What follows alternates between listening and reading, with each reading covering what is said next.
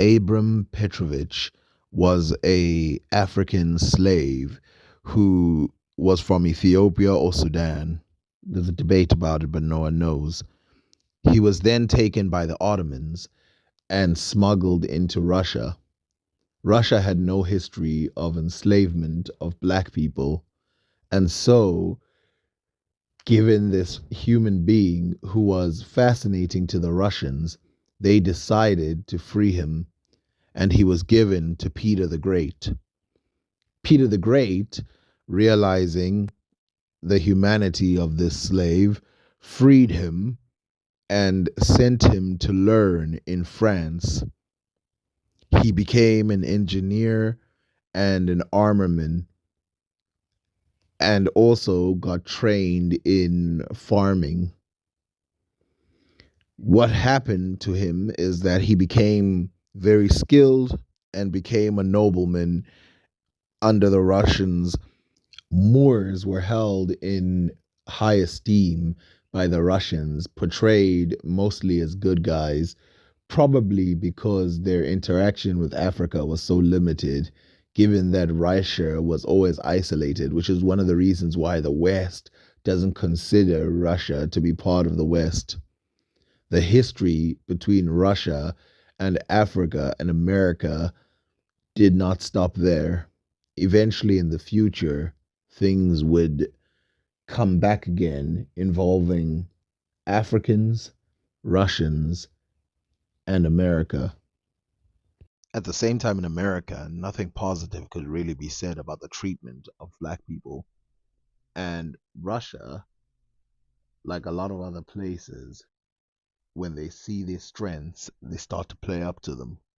And so in the 1900s, when the Americans started putting out propaganda saying Russia was a hellhole, the Russians did the same. And they started pointing out two hypocrisies about America. One, that it was great for the rich, but most people who were not rich would be grinded down. And two, that it was incredibly racist and targeted specifically the black African individual, to the point where even on sight, the American white person would be completely irritated by the African, even though, as the Russians point out, the Africans were almost wholly responsible for their civilization even becoming something of a great power. And some of the inventions were highlighted by these Russians, showing the great hypocrisy. People who were black Africans who never got noticed for what they did were suddenly getting shine in a country that was completely opposite to theirs. And so some Africans were flown or flew or sailed to Russia, invited by the Russians and accepted, even taking very high positions in those societies.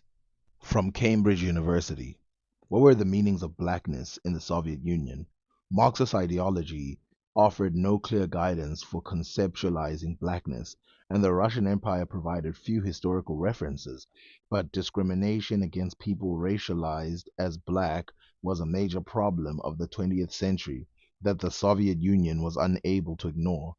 As Soviet institutions and black people from different parts of the African continent and diaspora cultivated political and cultural connections, those connections entailed collisions among multiple ways of conceptualizing difference. Blackness could not easily be translated into Soviet taxonomies, but propelled by a series of conjectures in global politics. People never stopped looking for linkages and analogies to primary challenges recurring in different forms over several eras, where how was the Soviet Union to conceptualize the relationship between the African continent and the diaspora, and how should it relate racial dynamics elsewhere to domestic conditions within its own borders. Drawing on two scholars' original fieldwork and recent scholarship in an emerging field, this article proposes a novel, interactive approach to the historical construction of blackness and Africanness in the USSR.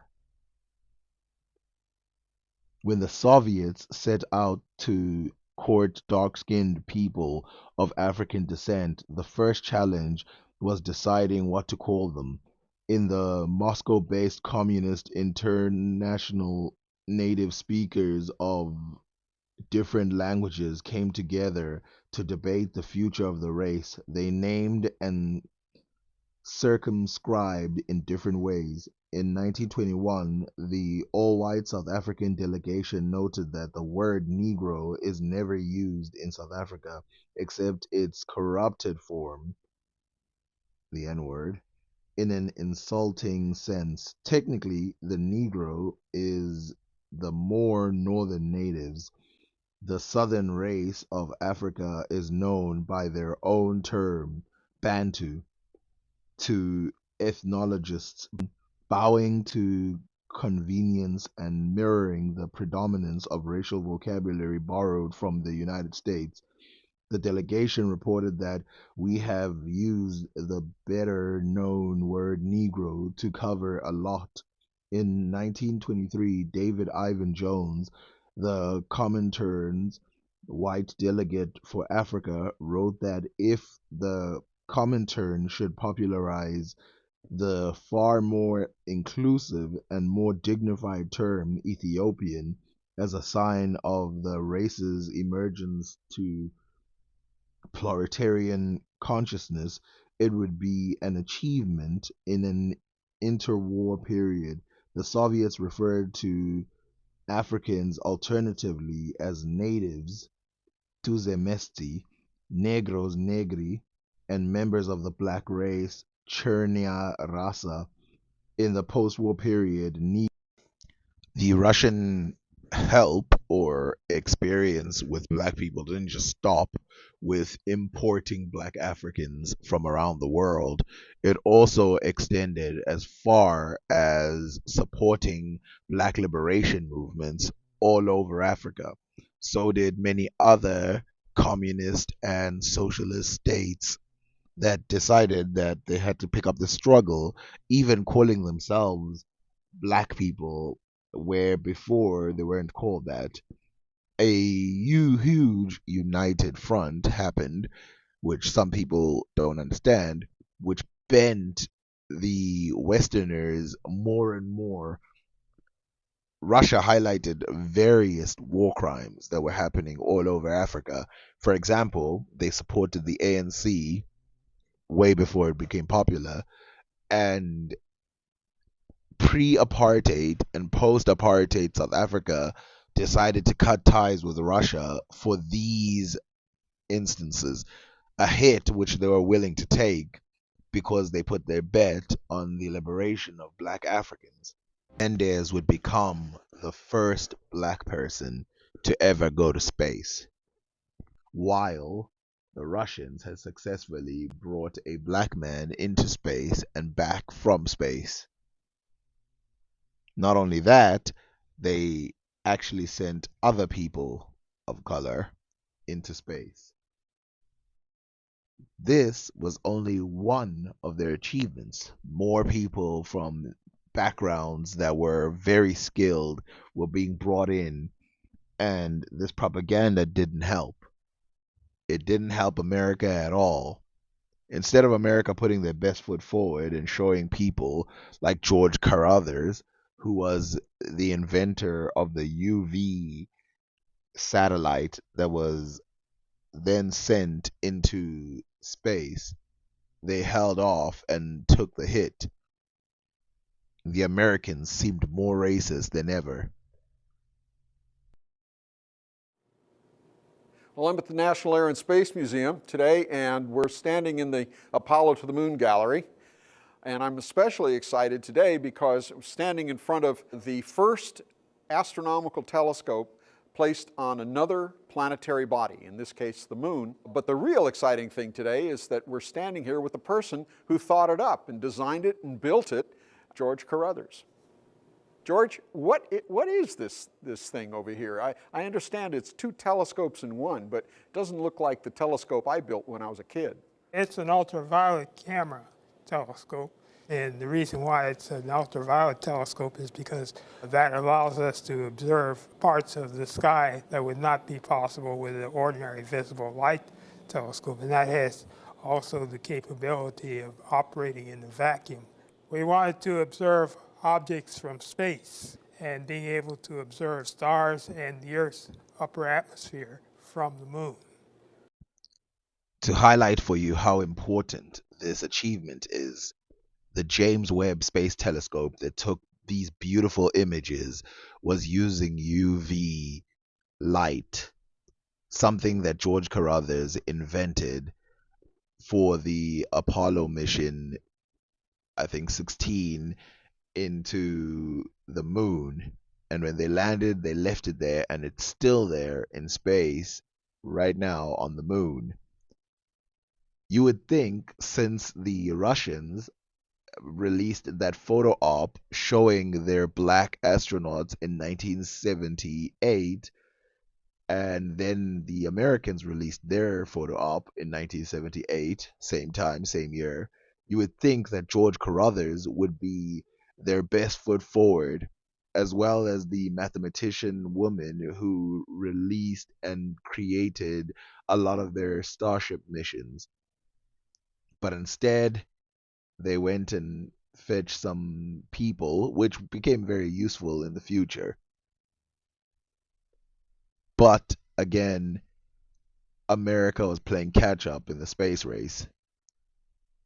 You see, if Russia was just another state like any other and recruited a bunch of black people, that would have meant nothing to them. The problem is, every now and then, Russia would do something in their technology that would shock them.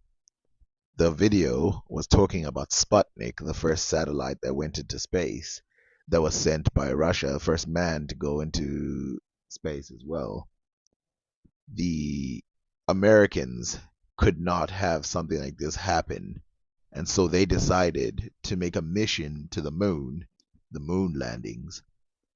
And that's where George Carruthers comes in, helps and saves the day with his UV, and all these other people as well, including Katherine Johnson, who was essential in making sure they can bring back the Apollo missions to Earth with her mathematical contributions, which, by the way, like, I tried to read them. Yeah, they're that difficult. She also helped in a mission called Project Mercury, which was the first space flight program that put a man into orbit before the Soviet Union. I want to put something into context for you guys. So, in order to defeat the Soviets, the Americans also recruited ex-Nazi workers like Kurt Dubas, Eberhard Reyes, Arthur Rudolph, and Werner von Braun into their operations.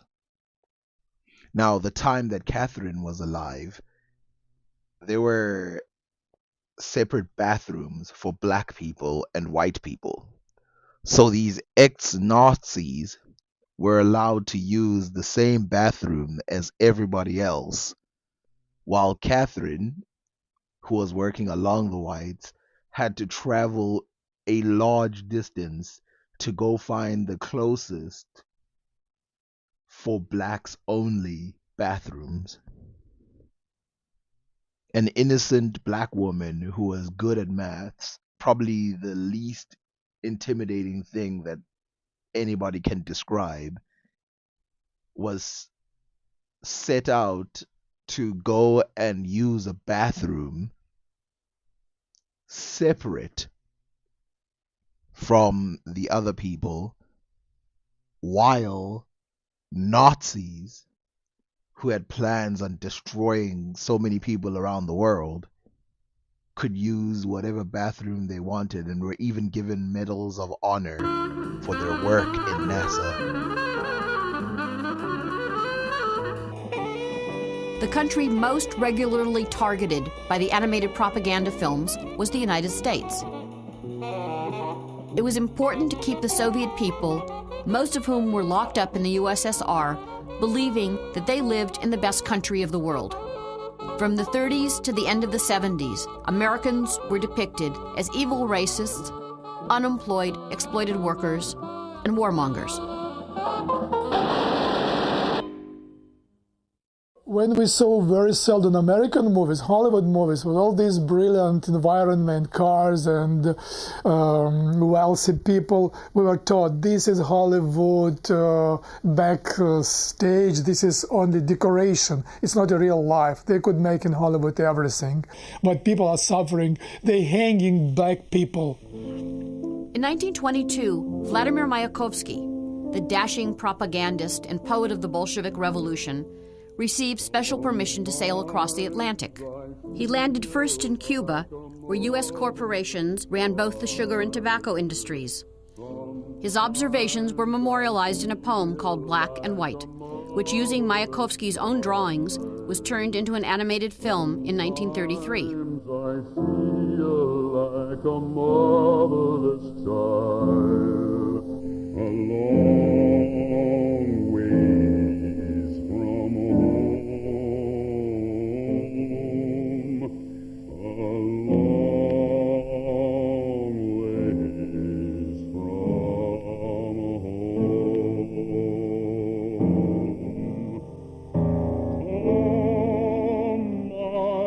Black and White tells the story of Willie, the old black shoeshine man. Willie makes the fatal mistake of asking the white sugar king, Mr. Brogg, why should white sugar be made by a black man?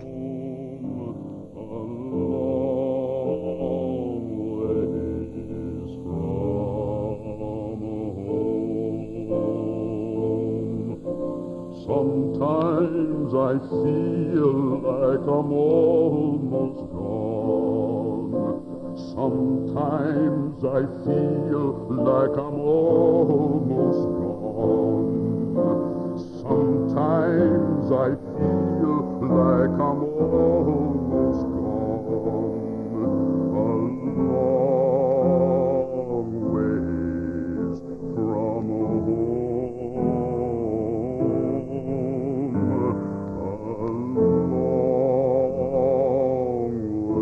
The film concludes, poor Willie didn't know he could ask the Communist International for help.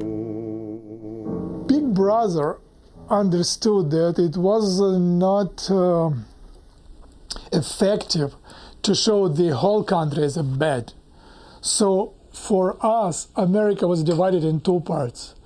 A big, fat Uncle Sam, capitalists, and poor working class, working people who are exploited, and black people, working people. And we were very sympathetic to black people.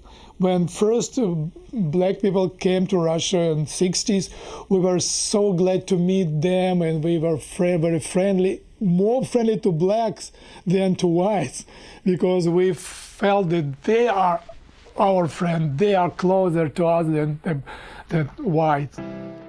My great-grandfather Samuel Marshak wrote the poem Mr. Twister in 1933. In early 1920s, an American businessman came to Soviet Union, and he wanted to stay in a hotel in Leningrad. And apparently when he saw a black person there, he immediately checked out. My great-grandfather found the story interesting, and he wrote a poem that quickly became very popular and later on saved his life.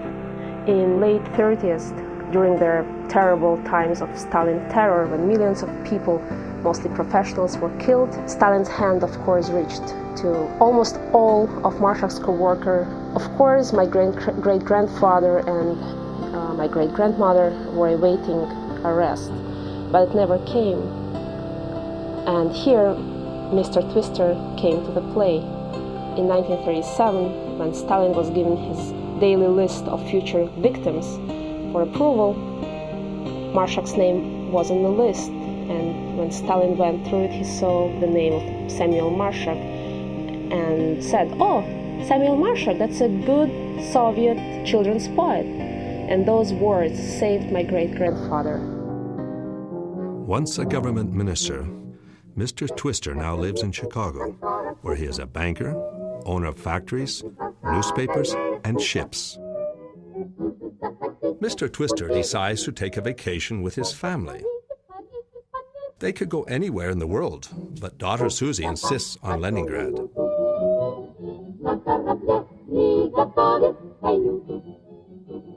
They sail to the Soviet Union on a ship for white people only. The only black people are down below, shoveling coal. They sail into Leningrad with their car, the Twister Mobile. They drive to the Angleterre Hotel, where Mr. Twister has made reservations. On their way to the rooms, a black man appears at the top of the stairwell. As he descends, his image doubles and triples and quadruples to many black people, all looking alike, all walking down the stairs.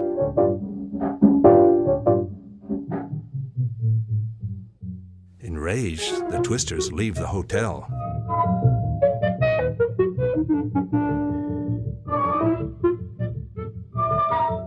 The Soviet concierge recognizes that the Americans must be taught a lesson.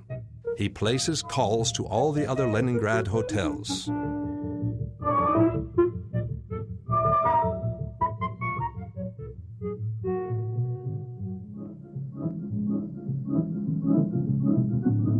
At each hotel, the bellman informs Mr. Twister, "Sorry, no rooms. No rooms.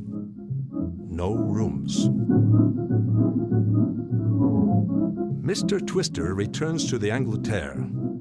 After the millionaire spends a night on the hotel sofa, he happily agrees to take a room in the hotel, even if the other guests are people of color. Ordinary Soviet citizens have successfully educated a rich American racist.